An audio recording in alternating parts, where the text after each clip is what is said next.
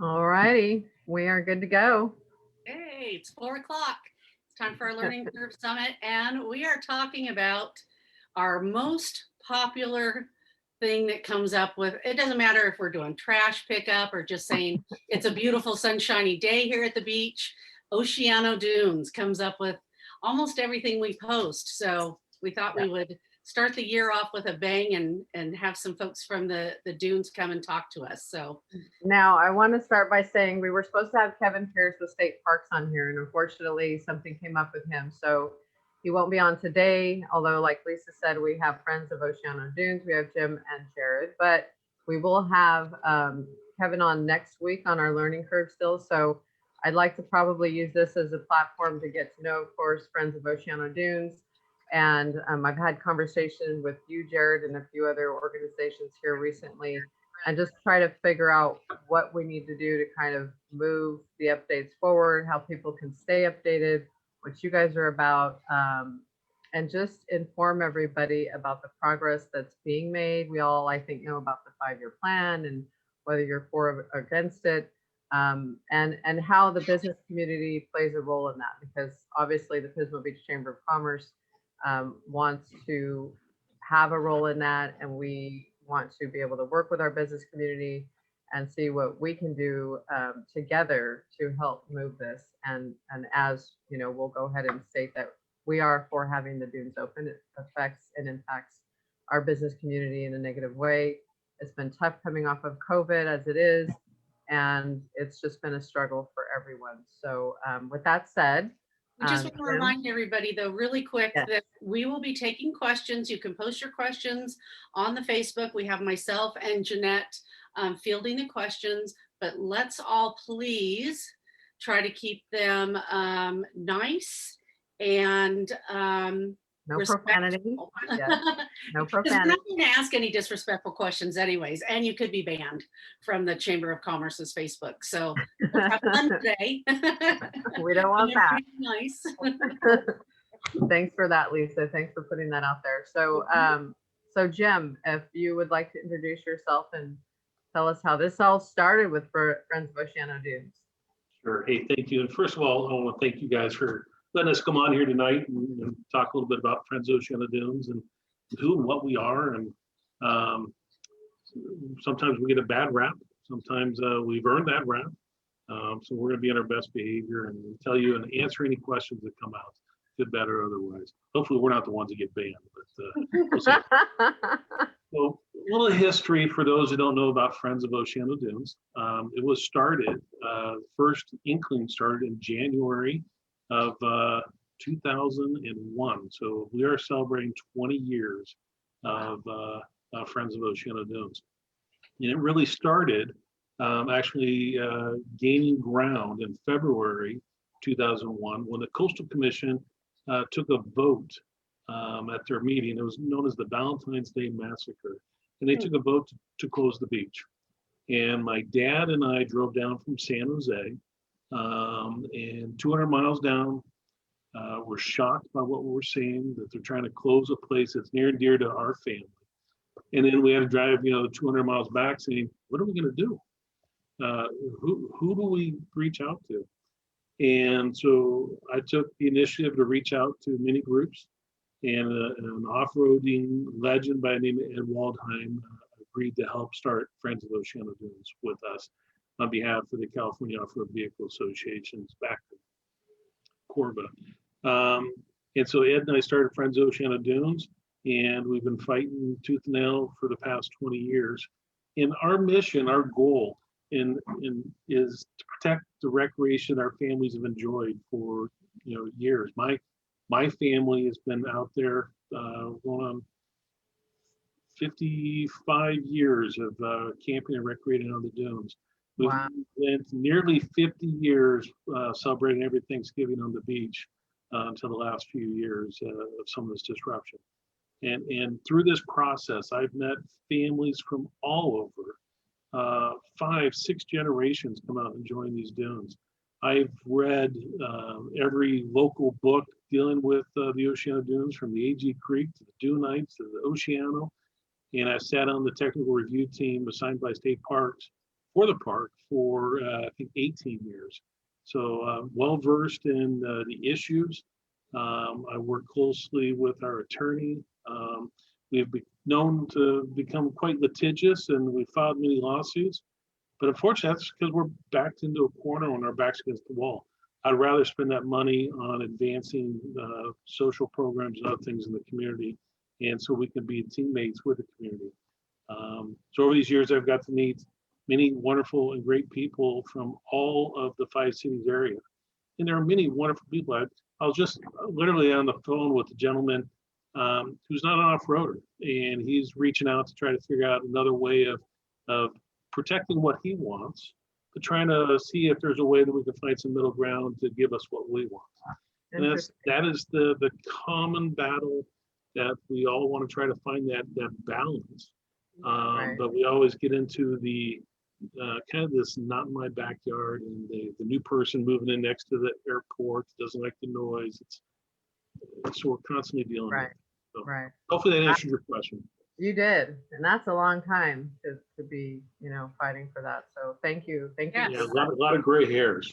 Thank you, Jim, for your dedication for that. And Jared, tell us a little bit about yourself and how you're involved. So my name is Jared McLeod. I'm the Vice President, Friends of Oceano Dunes. I work very closely with Jim and the rest of the board of directors on this. It's a daily job at this point, and every night too. But I am a lifelong off-roader, outdoors enthusiast, all the way since Boy Scouts and even before that. I grew up in off-road recreation and hiking, backpacking, all different kinds of things. But Pismo was always a very special place to my family as well. And I think that's a very common story you'll hear with many people, not just from the local area, but from around California and various other states as well. My grandparents went out there camping. My parents were both raised out on the dunes. I was raised out on the dunes, and now I have a 2-year-old daughter, and really want her to have the same opportunities that we had growing up. Nice. And so that brings us to where we are today. So obviously Coastal Commission has been, a big component of this, and it's always ongoing. And now there's the 5-year plan. So I'm going to probably have you disclose a little bit about what that looks like, and what people can do, whether it's here locally. I mean, our Facebook page, I would like to think, reaches a lot of people, tourists, in addition to a lot of the valley that comes here on a very regular basis and enjoys the dunes. My boyfriend being one of them. He's from Bakersfield, and I didn't get to experience the dunes and camping out there during Thanksgiving and deep pit barbecues and all that stuff until 5 years ago, and his boys were kind of brought to the same thing. So I get that side of it. I've been out there quite a few times. Now I'm taking my grandson out whenever it's so open to experience that. So what can, we as a community do to help for those that want to continue to keep it open? What can, for us, and our stake in this, I feel like the business community here, which, this impacts our business community in a huge way. So what can we help with on the business community side of things? And I have some of my own thoughts, which I did share with Jared earlier today. But let's hear from you guys, and let's, what is that ask? What is that? Our ask is to make sure we're having an open dialogue and sharing all sides information. I'll be very honest, and hopefully this isn't going to ban us, but the local news there has been very biased against us. And we cannot get an honest discussion going in the news. And therefore, it's very hard to share the information. And there's many, I shouldn't say many, there's some very vocal locals that really try to drive this negative perception, this negative discussion, that when you get those people around the table, we can probably solve some problems. But you got to be willing to come together and work to have that common good and that common change.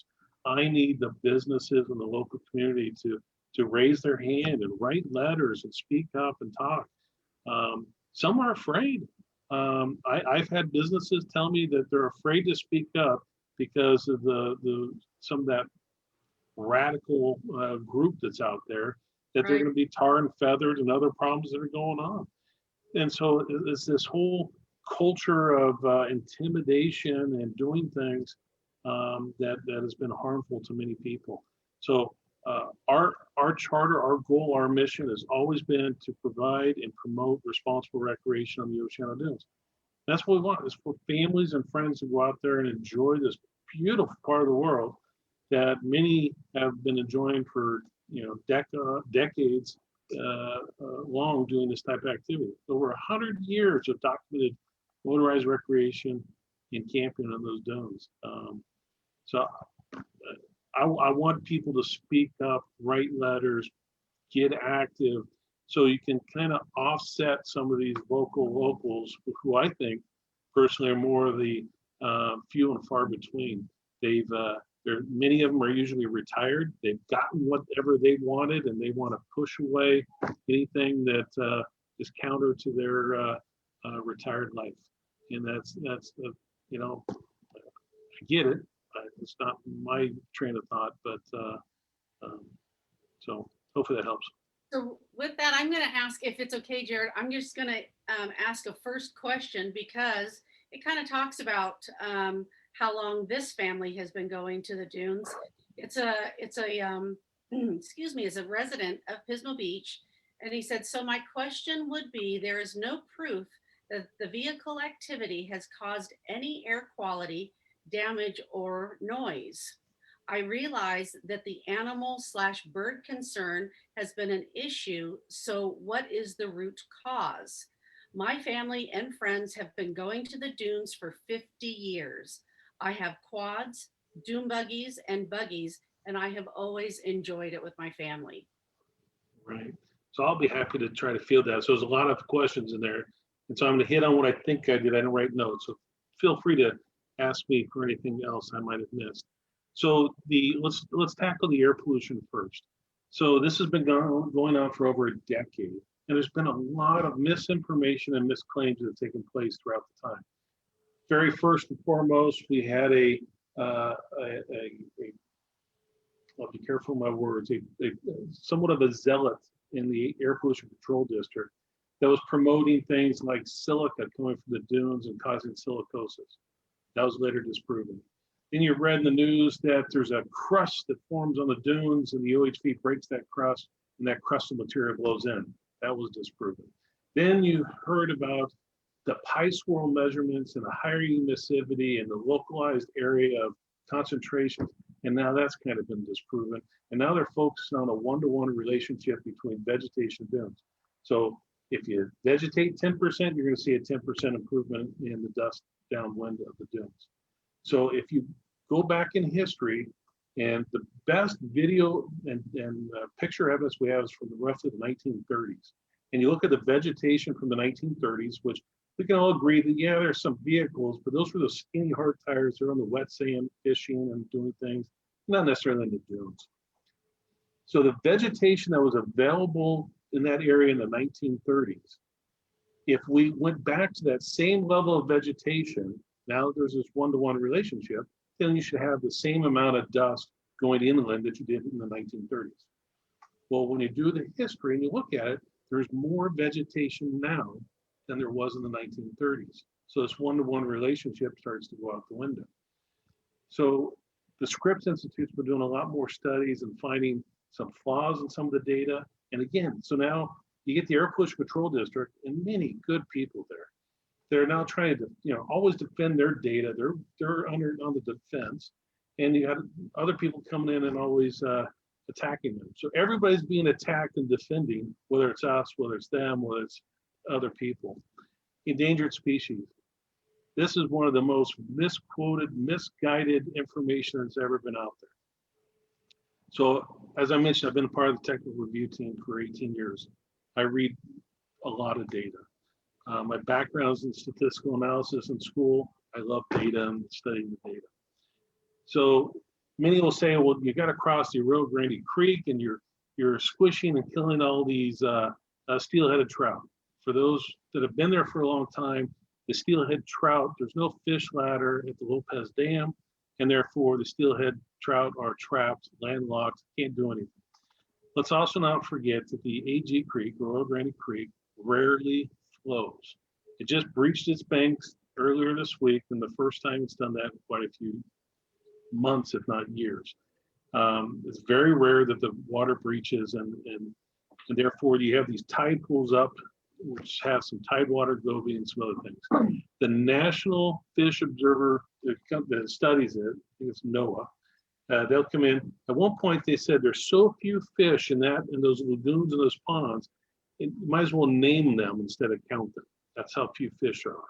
But it gets slanted that we're just killing all these fish and endangering them. Not true. Then you get to the other beloved ones, snowy plover and the California leastern. So the western snowy plover is an imperiled, small, endangered shorebird. It's beautifully camouflaged, and its natural defense is to hunker down and not fly away or run away. And it uses natural camouflage to ward off predators and blend in. It's remarkable what they do. So what do we do as a human race? We put bright colored bands on their legs so we can count them and see them and track them, really destroying their camouflage, also harming many of their legs. But put all that aside, when you look at the snowy plover population at the Oceano Dunes and how it has grown. So just imagine this. Immediately to the south of the Oceano Dunes is the Guadalupe Dunes National Wildlife Refuge, right? So you have a national wildlife refuge, and you can go on their website. It was established for the western snowy plover and the California leastern populations. The populations there are doing so poorly. So when you compare that to the Oceano Dunes, we get 1.5 to 2 million annual visitors each year. The OHV dollars spend a lot of time and money to go out there and manage the predators, ban and count, and do all these different things for endangered species. And then just on the other side of the fence, you look over the National Wildlife Refuge, they do nothing. And the numbers are depleted. Our endangered species cross over their property and get eaten by the predators. So if there's always this claim, that's a true claim, that the Oceano Dunes is not legally meeting all the endangered species rules, doesn't have what's called an incidental take permit, an ITP. And that's why there's a big push to get this habitat conservation plan done, an HCP. Get an HCP done, you get an incidental take permit, which allows you to take or to, and the definition take can be from killing to endangering, scaring, and many other things. So you need the incidental take permit to allow some of the things to happen. U.S. Fish and Wildlife is recognized that the amount of money that's being spent on these endangered species is more of a benefit to the endangered species population than doing without. So if you close this park, if you close the Oceano Dunes, then all that OHV dollars goes away. And that area will become just like the U.S. Fish and Wildlife National Wildlife Reserve. The predators will come in and decimate these endangered species. So this whole argument about it's all about the endangered species. Well, if you close it, you just decimated the population. So it's about working together to accomplish a common goals. So working using OHV dollars to help with the endangered species is a win-win. So hopefully that helps. Wow. There's a lot behind it, all the research and I think knowledge and there's a lot of, I think, education, and there is, misconstrued information out there, and it's just a matter of people knowing where to navigate and where to go to look for what's real, I guess. And so I had sent, there's a survey that went out through Visit Slow the end of September. And I know they surveyed, I don't know if it was like 6,000 people, but within that survey, it was notable, that the Oceano Dunes were mentioned quite a bit. And I believe they're getting ready to do another survey of some sort here coming up. So we'll have additional information regarding that.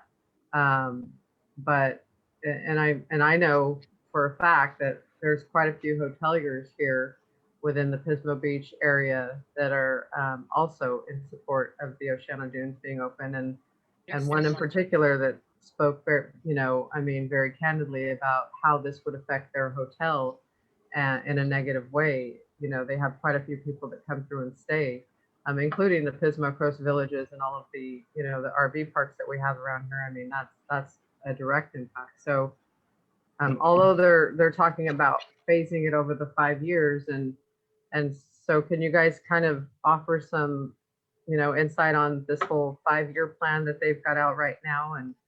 And a lot of people I'm hearing already that, that's set in stone, and no matter what you guys try to do, it's going to happen, kind of thing. And so can you guys talk about that a little bit? Yeah, I could start it off, and maybe Jim can finish here. So going back a little bit, stepping back a little bit towards the local businesses and the impact that the businesses can have. With this, Coastal Commission has this 5-year plan, and it's the 5-year recommended 5-year plan for the phase out of off-highway vehicles at the park. And is this referred to as the PWP? Is that? No, that's something that there's quite a few things going on kind of simultaneously. Okay. So a big problem we attend a lot of these meetings. Every month there's a California Coastal Commission meeting, and there's the local air pollution control district meetings, and then there's also state parks meetings. And these are on a regular basis every month. And a big thing that we've noticed, because we attend every single one of them, is there's a lack of locals, considering how many millions of people would recreate at that park on an annual basis, and just how many tens of thousands of people from the local communities. How few locals and businesses have actually been able to get involved. And Jim touched on the vocal locals. This is a very small group of people that have consistently spoken out against Oceano Dunes. They give the appearance that they carry weight for a larger group of people than they do, but in fact, it's a very small group, and our community is very large and diverse. And the fact is that these are the local community's businesses. The revenue that comes in annually from the visitors to the park is key for the local businesses and local economy and the local jobs to sustain. And I would imagine over the last couple of years, the local businesses in the area have seen the impacts of just the closures to certain sections of the park.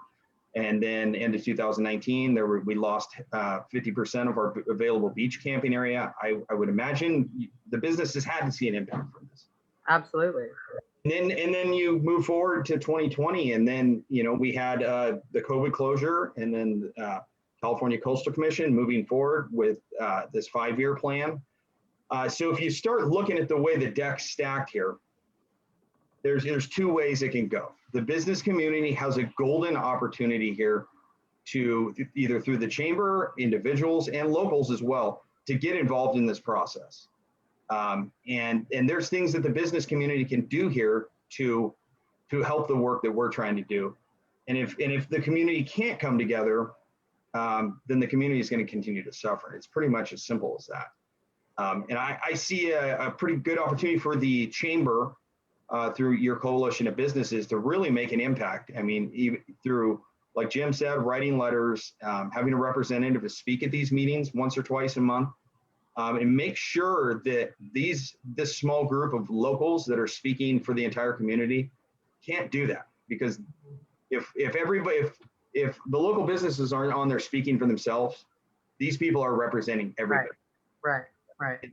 And so where do you have the information where people can, so as we could post that link in right here, right now, where people, locals or business owners can write in or email whoever they need to, where is that housed on your website, or where's the best way to find that information? So through our social media pages is the most updated and current information. On a daily basis, our Facebook page, Friends of Oceano Dunes, and then also the same on Instagram are updated regularly.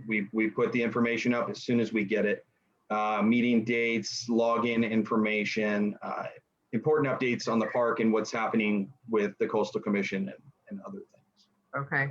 And I was asking earlier, and this is part of my marketing background coming in, but do you guys have a database of, that people can sign up for newsletters so that regular, emails are going out, or if there's something that's kind of, hot, that people need to know about right away, you could just shoot something out? Are you guys compiling any kind of database like that? Or have you? So we have, I'll take that, Jared. We have done numerous databases. We still have databases. We've done newsletters in the past. Unfortunately, we didn't get a lot of benefit from the effort. We started getting a lot more benefit from the real-time Facebook, Social media. Okay. social media in this time and age. Definitely open to exploring other things and figuring out the best way to doing that. So having people go to our Facebook pages, as Jared mentioned, is probably the best way to get most current, up-to-date information. A lot of times we'll put together a summary page of who people can call, email, and reach out to. We've done that in the past. Yeah, I've seen those. So we can do that. So getting out back to this 5-year plan, the phase out, if I can briefly touch upon it. Many of the are hopeful that the Coastal Commission has the power and the authority to close the Oceano Dunes down. And per the written rule right now, and if you go on our video page on YouTube, you'll see the Peter Douglas video where he talks about the Coastal Commission does not have the authority to shut down or close the state legislated park. And Peter Douglas, for those who aren't familiar, wrote the Coastal Act. He is the grandfather of the Coastal Commission and the Coastal Act. So here he is on video telling the Coastal Commission, you do not have that legal authority. So now if the Coastal Commission proceeds, they can make any recommendation that they want. They can recommend that you paint the sand dunes red, but State Parks has to make that determination of what they're going to do. So the Coastal Commission can say, we want you to phase out cars in 5 years. But State Parks has a mandate that they are supposed to operate in the Oceano Dunes SVRA. So either they need to get legislation to change, or there's got to be a significant shift up in the political parties above us to do something different. But right now, as it stands, they do not have that legal authority. If they proceed, we, Friends of Oceano Dunes, will continue to file lawsuits the way we've done successfully in the past. We received words today from my lawyer that we just won another lawsuit against the California Air Resources Board. So we've sued and won Coastal Commission, we've sued and won Air Pollution Control District, we've sued and won State Parks, CARB, and unfortunately we spend all our time in legal activities, and it's a shame what we've had to do. And these are large dollar lawsuits. Recent one against, a few years ago against Coastal Commission was, I think, $325,000. The last one against the Coastal Commission was, I think, $250,000. And we just won, I don't know what the total dollar is now.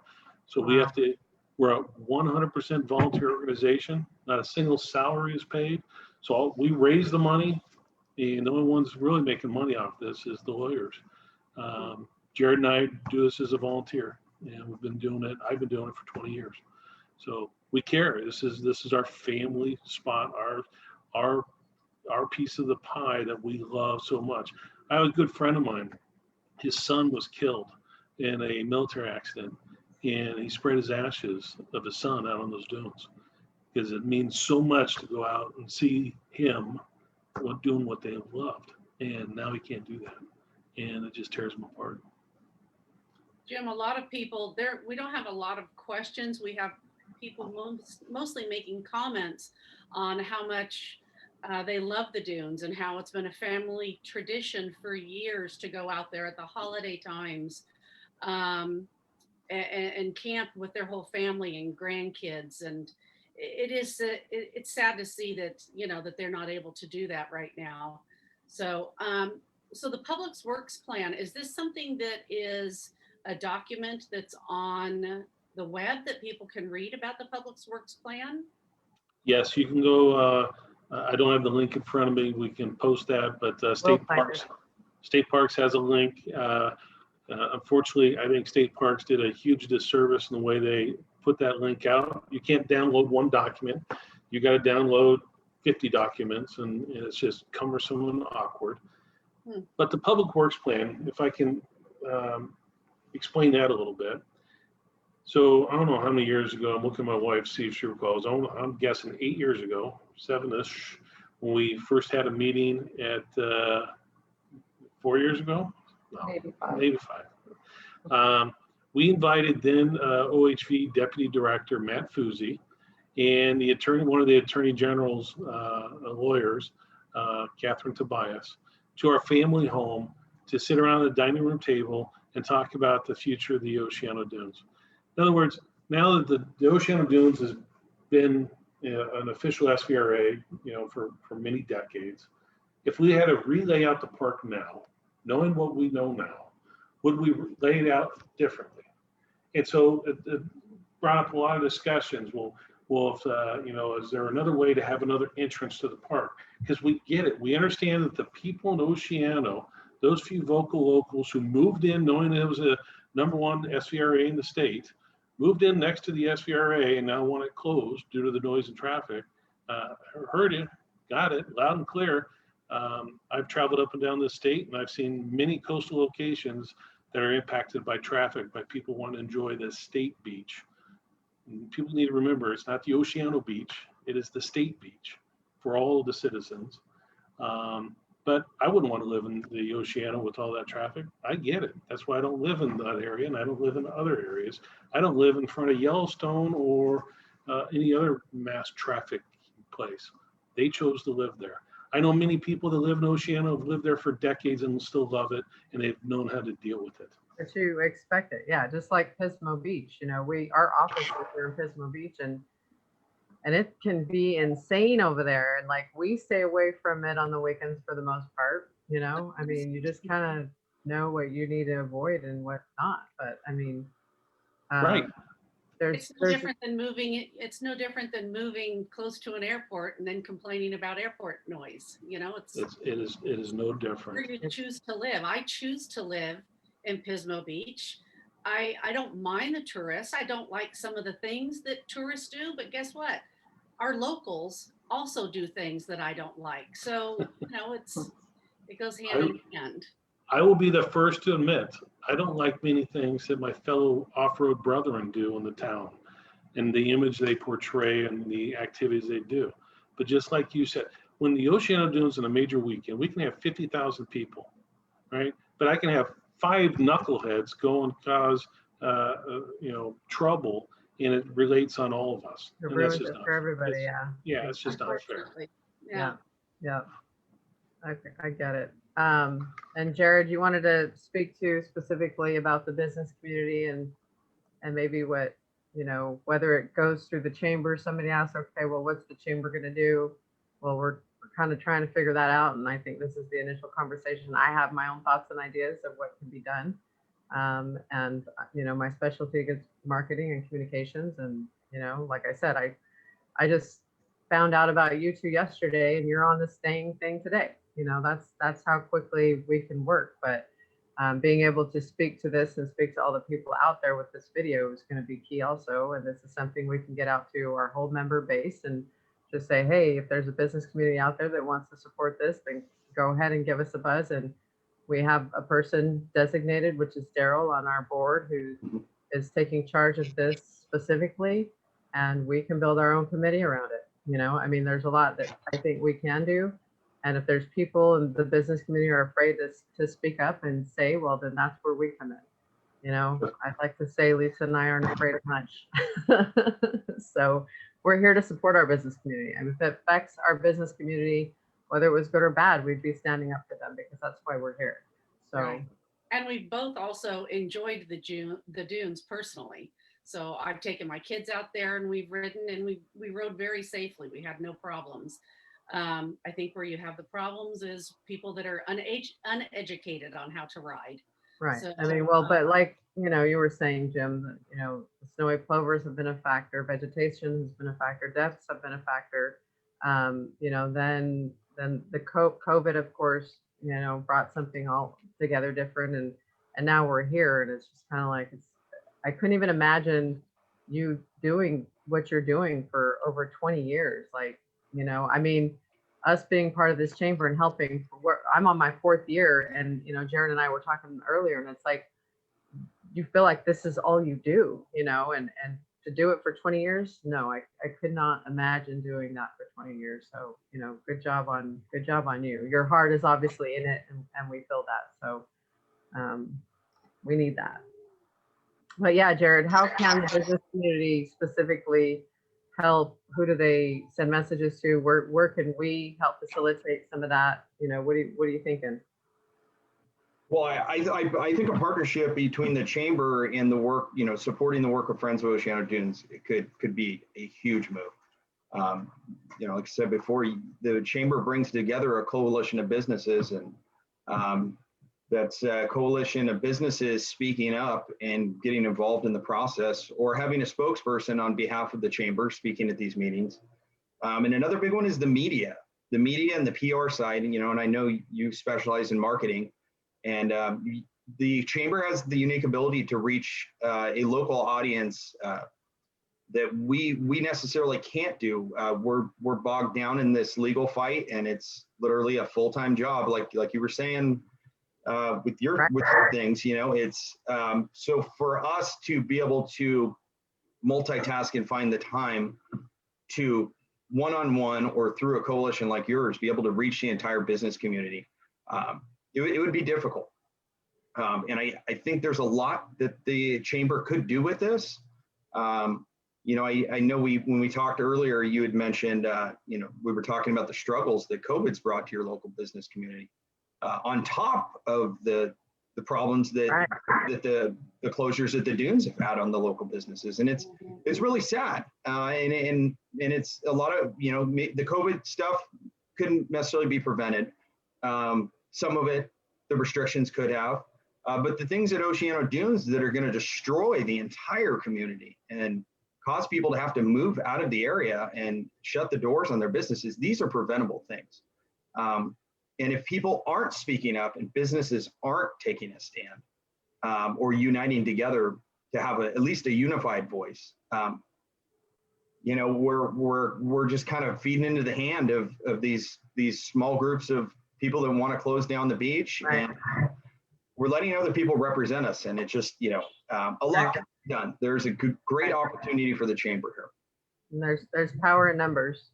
How many years have the dunes been open? Just a quick question. Jim's muted. So the Oceano Dunes, well over 100 years of documented use of automobile racing and recreation. So That's what I thought.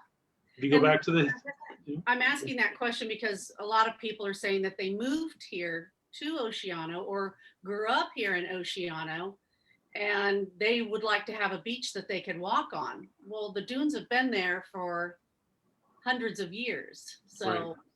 Yeah. So let me add that if I can. My family used to enjoy off-road recreation and camping at Marina Beach in Monterey, Morro Bay Sandspit, and other locations which have all been closed. The same type of story happens all the time. Well, we want this so we can go walk without a truck driving us over. Well, there's the entire California coastline is like 1,300 miles. All we're arguing over is this little 5-6 mile stretch of the beach, Right. of the California coastline. If they want to walk without any interruption, they can drive down to Guadalupe and do it effortlessly without any drive. Right. Many of us are driving 200 plus miles to come and enjoy this very rare opportunity.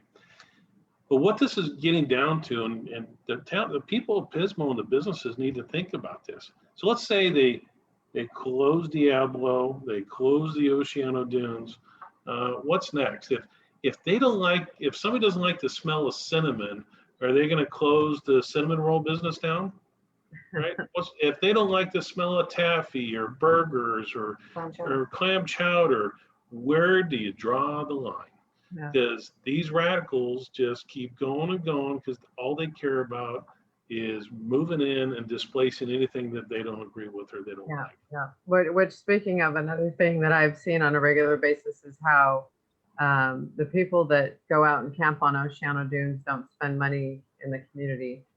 You know, we hear a lot of that, and back to our experiences when our friends would all gather and bring all their trailers over.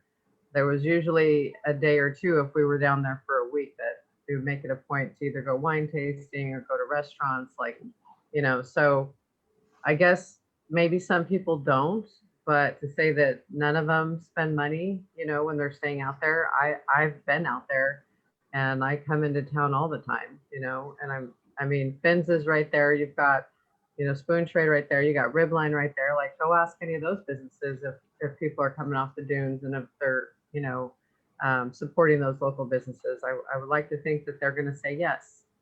Well, So there were there videos. used, Go ahead, I'm sorry. Jim. I was gonna say, there used to be a person very vocal there. Used to always say that the off-roaders show up with $20 in their pocket and a clean T-shirt and change neither. And you know, very, very offensive in the way it was being that we were being disparaged. The economic studies that have taken place have proven otherwise. Right. Let me give some examples. My parents went down there and bought a full patio set. My other good friend bought his daughter's wedding dress. My wife used to love to go and get used books at the local used bookstore. Vaughn's supermarket uptown has the #1 gross sales in the Vaughn's. So there's ample evidence that shows counter to what people say. Now, sure, is there somebody that shows up and spends all weekend and doesn't spend a lot of money in town? Yeah, probably so. Yeah. But there's also things that are going on with people buying their fuel to return home. The amount of money that's being spent on their entrance fee also goes to in lieu fees. That goes back to the county. Most people don't understand this, that state parks gives money to the county to help, and it's called in lieu. And I forget the amount, I'm gonna go by memory, but I wanna say it's like, I could be wrong. I wanna say it's like 300,000 a year. I can go back and look. So they could, you know, or sweep the streets of the sand or do other things. They pay the county, but yet to date, we can't get a record of what the county is using that money for. And so often people don't understand. We, the off-road community, my family used to go out there for free, and we've been paying more as we go throughout the years. Yep. And we're paying more and getting less. And this is something that we've communicated to state parks, that the facilities have been run down and they need to treat it like a state park, treat it like the jewel that it is. And if we could ever come to an agreement that we spend 50 cents or $1 more on a ticket to help benefit the local community some way, somehow, I'd be open and willing to look at that and would support that. But so far, the vocal locals aren't trying to help. They aren't trying to solve solutions. All they want is it closed. Right, right. No compromise. Okay. No compromise. Let's go back to, I don't know that we finished talking about PWP, as you mentioned that it's on the website, and what exactly is that? And I guess Kevin was speaking on it at another meeting recently, and people were left unclear about it. And this comes specifically from BJ's ATV Rentals here in Grover. So it is unclear. As I mentioned, we started this on the dining room table of my parents, and we got a little sidetracked in our discussion. And it has morphed over the years. And Matt Fuzzi, who was the then deputy director, is no longer with State Parks. Catherine Tobias, the lawyer, is still with State Parks. And we have raised our concern with State Parks because the PWP has been, the public works plan is focusing on many things to try to improve the park and its the whole operations of the park. but it's doing things that I believe is not benefiting the OHV enthusiast and the camper and the recreationist at this point. And I'll give you examples. There's a lot of information in there on putting in some boardwalks that connect and allow people to walk along through the foredunes on these nice boardwalks. I support that. That's great. If people want to go out and enjoy and walk along the boardwalks, that's fine. I'm not sure why the OHV dollars should pay for that if it's not benefiting the OHV people. They want to improve the parking and other things for the monarch butterflies on Highway 1, which I agree with, because I do think that that's a safety hazard when I see people crossing a highway to go watch and look at butterflies. I respect the people. I've been there myself. It's an amazing thing to go see and do. But again, OHV dollars should not be used for that. So when you start looking through the public works plan, the only thing that's in there is the potential hope that there could be some other camping and other dune access down the road, either at Oso Flaco or at the old Phillips 66 refinery off of Highway 1.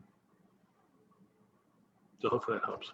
And he said something about closing the concessioners, canceling ATV concessioners. There was some mention of that. So one of the concerns that's being raised is if we shrink the amount of available camping that's on the beach, then the concessionaires take up a good portion that could be used for camping in that area. So maybe the concessions can rent off-site and then bring them on-site in a designated staging area or other thing. Those details need to be worked out. But again, it's to maximize the camping and OHV recreation. That was what the park was established for. And so hopefully that helps. Okay, I think that helps. So the public works plan that we all keep talking about, so their plan is to close the dunes but put in a bike rail. And then I heard something about yurts and even possibly a shooting range. And yeah, they threw a lot at the wall and trying to see what's going to stick. So what Coastal Commission and in state parks, there is a drive and a push to have low-cost, affordable places for people to come and enjoy the great coastal experience. So I don't know what the average room is in Pismo. I'm going to guess $300 a night with a nice ocean view. Maybe it's high or low, I don't know. But You're in there. I'm in there. And we spend $10 a night to take our RV out onto the beach and see that same wonderful, great ocean and get those awesome ocean smells. If other people want to experience that in a tent, or if they don't have a tent, they can get a yurt. This is common in state parks up and down the state to have these available for people that are doing car camping or doing other things in their overland experience. The oil refinery property is quite large. right, And, so they were looking at ways of making it a multi-use. And so yes, shooting ranges and motorcycle tracks and other things, which is nice. It's still within the coastal zone, so the Coastal Commission has to review and approve all this. And it's right in front of those same homes that are complaining about the dust and were complaining about the extension of the rail line. right. So as I was talking to this individual earlier on the phone about moving all the traffic out of Oceano so they could have their own private beach and walking area, and then relocating all that to in front of the Mesa residents. You know, again, it gets into that NIMBY, not in my backyard. So I would have an imagination that they would be voicing their concerns and displeasure with this. But again, are we trying to solve a problem? Are we trying to find a common solution that we can all benefit from, both economically and the Chamber of Commerce view? You know, allow the families to continue to recreate that's been going on for well over 100 years? Or do we have these outside influences transplanted from other cities and states that want to redirect the future of this great local area? So I wanted to mention, because April Moulton here, Century 21, she's the one that kind of provided me with a ton of information and connected me with the two of you last minute. I was on the phone with her, I think, yesterday morning. And so she has a good summary of how everybody can help, and I'll be posting this here shortly. I put some of that information out regarding the PWP, which is the layout for the next 20 to 30 years. Look like what the state parks will look like anyway. So there's a link there. There's also a CCC meeting February 10th, 11th, or 12th where the public can speak. There's a link there. There is the OHB meeting for state parks, February 16th. Coastal Commission meeting, speak on public comment March 10th, 11th, and 12th.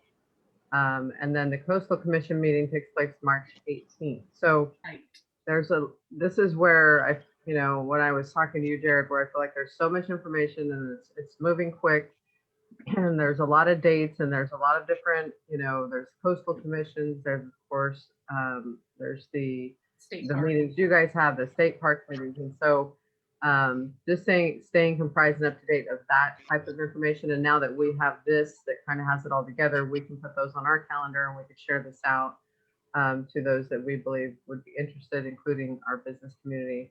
But it's, thank you, April, for providing me with this. And then another thing I want to mention is they have printed up some signage. And when I say signage, there's banners that are out.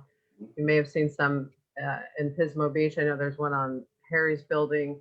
I don't know if there's others that you guys can know, but they're also doing yard signs, and we'll probably be assisting with that. And we'll have signs and or banners at the Pismo Beach Chamber of Commerce offices. So if there's businesses and or residents interested in supporting, then you can get in touch with us. And we'll post what that sign also looks like in a link so that people want to download them and print them themselves, knock yourself out. So, that's where I feel like it's almost, again, I go back to marketing, but it's almost a campaign that it becomes, where you start recognizing this. And I'll tell you that the sign does get your attention, the color scheme and everything, the branding on it is good. And the more people that put this signage up and people see more of it here in our local community, which it sounds like is the biggest challenge, and the more we can reach out to the business community and make sure that, they have one or they're supporting it. I think the more it's in our face, the more we are thinking about it. And I know that social media is one avenue to do that. Although, we know over the past couple of years, social media will come up in feeds if you're paying for promotions, and that's a whole other conversation if you really want to get information out. But I will tell you that your content has not been in front of my face as often as it should be. And I like to think I know everything and everybody here in the community. So those are just kind of some takeaways to think about. And I can help you guys when it comes to really getting the word out at least a week in advance to the right people in the community. So, but now you have the Pismo Chamber as a resource for that also. Is there a way, as I mentioned, some businesses have told me that they are concerned about the backlash for supporting the dunes or even supporting us. Is there a way that the chamber could say that you had 30 businesses in support of this, or and help shield them, but still show the support? Yes, yes, that's exactly what we would do, because we've had those same kind of concerns on any number of topics that we've had to go to bat for them on different things. And we always say, that if you don't want to have to be the one to ask the question, or we can do it on your behalf, because we know that there are some businesses that don't feel comfortable, depending on the political preferences and all of that, especially with city council and how any of that plays a role.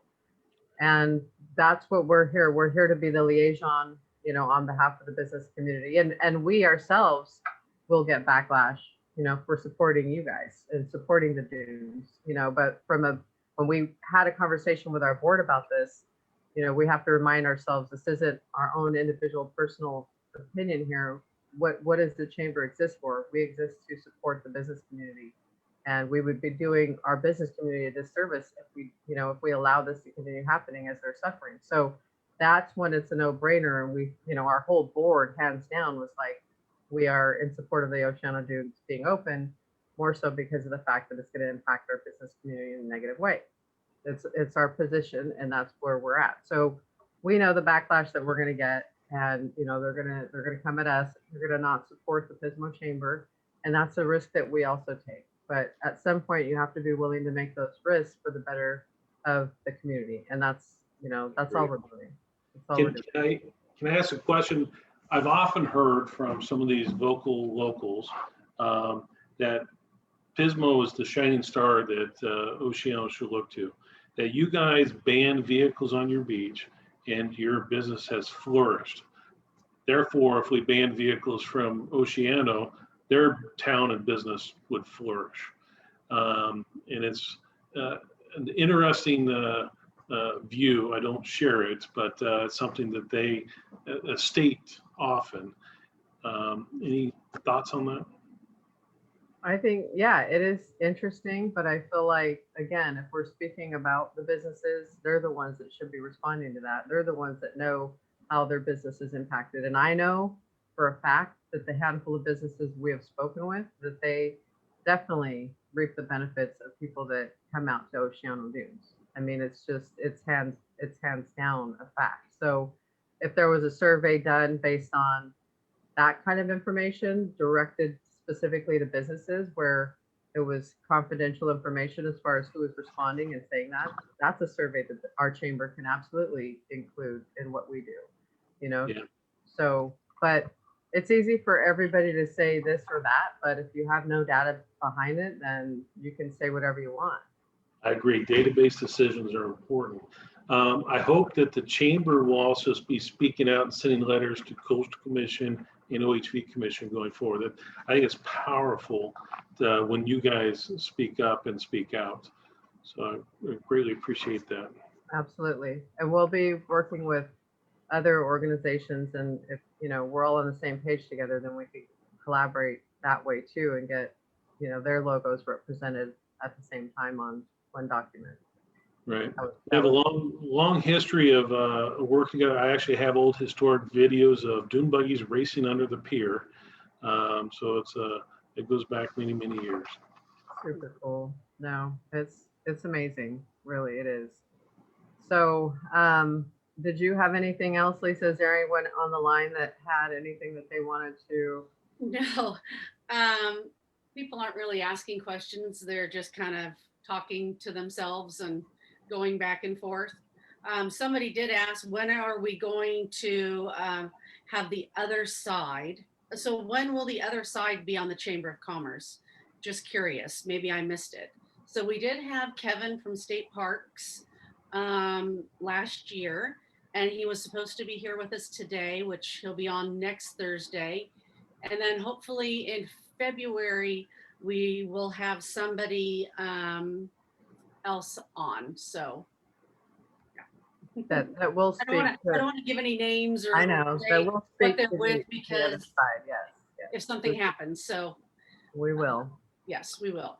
We will. There's a side to each story, and so we get that, and we want to be fair about that too. Of course. I welcome a debate anytime. And why did I know you were going to say that? and I'll even put a bounty out there on the data and whether the data supports the claims. I love it. That's great. But yeah, I mean, you guys have to have your facts straight. You got to know what you're talking about. You got to, you're in it to win it. So I have no doubt that you guys will keep fighting and pushing forward. And it's all really for the love of the family, and all the memories. And that's hard to say that that's a bad thing. So we get it. So let me see. So if there's nothing else, we believe we're going to have Kevin from State Parks on next Thursday. And so stay tuned for that. And then, we know this is a hot topic, continue to share this out. feel free to message here. Just like Lisa said, be respectful. We know there's two sides to everything. We get it. We understand. Yes. And hopefully you know our position on this. And we're not trying to, cause any waves with anybody out there. We're still the Pismo Chamber of Commerce, but it is our duty to support our business community. And that's what we're here to do. Trying to keep people informed. Absolutely. Is what we do. And then Absolutely. besides next Thursday, we'll also have sometime towards the end of February, the last couple of weeks, we'll be talking about the dunes again. Yes, a lot of dune talk going on. Talk. That's for sure. And I'll be talking to you guys offline. And I wanted to mention some really cool news that we're excited about. As you all know, Valentine's Day is around the corner, and we haven't been able to really go to tasting rooms and do all that fun stuff, although they just recently opened up. Yay. But we're going to be doing our first Valentine virtual tasting and auction. And so I just set the event up on our Facebook page today. And I don't know if Jeanette has the link done and completed to purchase tickets for that. But there's going to be a limited amount, and we're partnering with a local premium winery, and Dolphin Bay is also involved. Edgewater is helping us sponsor. Of course, a lot of our board members are making this happen too. So it's just kind of a way to have some fun, have some wine, which I'm excited about, do a virtual tasting. So keep an eye out for that. And that's another way you guys can continue to support the Pismo Chamber of Commerce, because like all of you, we also had a really rough 2020. So I had a rough 2019 and 2020. What's got? yeah, well, hopefully this is your year, Lisa. I don't think so. I like the wine idea though. You like that? I like that. Yeah, I mean, it's a virtual, you get a little kit. So it has 3 different wines in it. It has a sweet treat from Sheila's Sweet Treats. It has 2 commemorative glasses. And then, however, you can come and pick up the kit. And then the next day, which is Saturday the 13th, you actually get to do the virtual tasting. And then at the end of that virtual tasting, you get to bid on a staycation. So it's kind of a cool package. And like I said, we're only selling a limited amount. So it's kind of first come, first serve. And I know our board's probably going to buy at least 10. So, we're going to be on it for sure. But it's a way to support the chamber, and we still are trying to move things forward, for our events, but we've got a lot of recovery to do for ourselves. So yeah. All right. So Miss Lisa. So with that being said, don't forget every Sunday at 8 o'clock in the morning, unless it's raining this Sunday, although they are calling for it to be clear, but we are out picking up trash at our beach and at the streets. So thank you. Come and join us every Sunday, 8 o'clock in the morning. I'm parked in the Pier Plaza on the south side, so over by the kids' play area. I have masks, gloves in every size, pickers, and trash bags. So it's a great way to start your Sunday by helping keep our town clean. Thank you, everyone. Thank you, everybody, and have a great weekend. Thank Thank you. you. Thank you, everybody. Thank you. Bye. Bye. Bye-bye.